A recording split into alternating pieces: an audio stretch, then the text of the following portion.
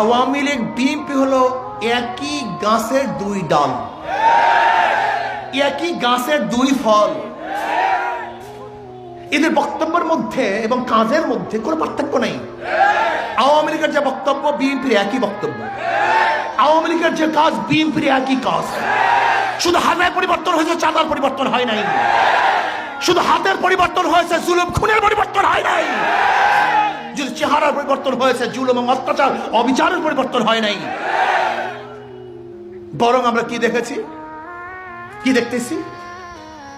Mayor ঘোষণার আগেই নিজে মেয়রকে ঘোষণা করছে, শপথ পড়াবার আগে চেয়ারে বসছে। এই ঘটনা কোথাও আছে কিনা আমার জানা নেই, সাংবাদিকরা জানেন কিনা আমি জানি না, গোটা দুনিয়ার মধ্যে আছে কিনা। শপথ পড়ার আগে কোন ব্যক্তি চেয়ারে গিয়ে নিজেকে মেয়র দাবি করছে, এমপি দাবি করছে, মিনিস্টার দাবি করছে, চেয়ারম্যান দাবি করছে, আমি জানি না। বিএনপি কি করেছে? স্পষ্ট তার ওকিলরা বিচারককে বলেছেন যে ইশাকের পক্ষে রায় দিবেন অথবা ওই চেয়ারে আগামীকাল বসতে পারবেন না।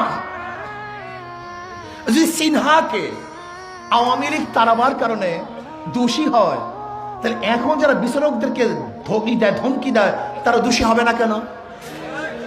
হ্যাঁ, চাঁদাবাজি করার কারণে যদি আওয়ামী লীগ দোষী হয়, এখন যারা চাঁদাবাজি করে তারা দোষী হবে না কেন?